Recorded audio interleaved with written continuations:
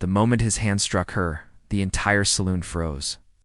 The music died mid-note, conversations fell into a suffocating silence, and every pair of eyes locked onto the Marine whose anger had boiled past reason.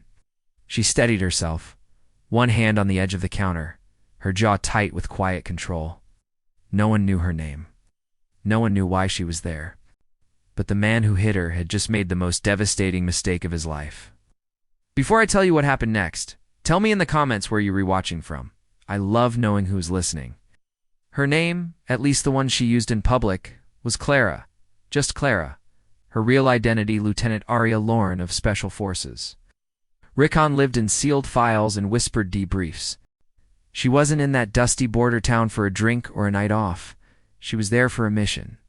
And the Marine who had just laid a hand on her was unknowingly obstructing an operation that had already cost her months of undercover work and more than a few sleepless nights. Aria straightened slowly, her fingers trembling not from fear, but from the sudden surge of memories she tried so hard to bury. The last time she'd been struck, it wasn't by a stranger.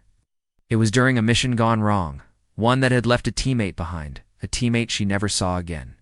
She thought she'd never relive that moment. She was wrong. The Marine, towering, broad-shouldered, chest rising and falling with frustration, jabbed a finger at her. Oh, I said that seat was taken. His voice boomed, but there was something beneath it. Pride, liquor, and a rising fear he didn't know how to name, because Aria's eyes, calm and unwavering, held a storm he didn't understand. Around them, bar stools creaked as patrons shifted uneasily. A whisper fluttered through the air like a nervous bird. Someone muttered that she didn't even flinch. Someone else wondered who she was. Aria inhaled the dusty scent of the old saloon, spilled whiskey, aged wood, and the faint metallic temps of tension. Her mission required silence, invisibility. She wasn't supposed to make scenes, draw attention, or leave any trace that she was anything but an ordinary traveler passing through. But the Marine had crossed a line, and she had a rule. She never let cruelty go unanswered. Still, there was a moral dilemma swirling inside her. Violence, even justified violence, was still violence. And she had spent years trying to preserve the humanity her line of work sought to strip away. "Walk away," she whispered, her voice low and steady. For a second, he blinked, caught off guard by the restraint in her tone. But pride overpowered that flicker of doubt. He stepped closer, shadows stretching across the floorboards behind him. "I don't take orders from you." Aria closed her eyes for half a heartbeat. She wished sincerely that he hadn't said that. Before anything else could unfold, the door slammed open, and the warm desert wind rushed in. 3 men strode inside, their boots thudding with deliberate weight. Their leader scanned the room, and Aria's pulse jumped. This was her target. The arms trafficker she'd been tracking for months. The reason she'd endured the isolation of a false identity. The reason she couldn't afford to be exposed. Not tonight. The Marine followed her gaze and snorted. "You look scared now." Figure she wasn't scared. She was calculating. Outside, the wind carried the distant hum of vehicles. Inside, the air was thick enough to touch. The crowd sensed the shift, felt danger threading its way between the tables. Aria made her decision. She whispered, almost regretfully, "I gave you a chance." Before the Marine could respond, she moved swift as a flicker of lightning across a storm-dark sky. She stepped aside, hooked his wrist, and used his own momentum to bring him crashing to one knee. The crowd gasped. Chairs scraped. Someone covered their mouth with both hands. But she didn't hurt him. She simply immobilized him. A message, not a punishment. The Marine stared up at her, breath heaving, realization dawning slow and heavy. "Who are you?" She didn't answer. Her eyes had already shifted to the trafficker crossing the room. The man smirked. "Interesting show, but this doesn't concern you." Unfortunately for him, it did. Aria lifted her chin, her calmness a blade sharper than any steel.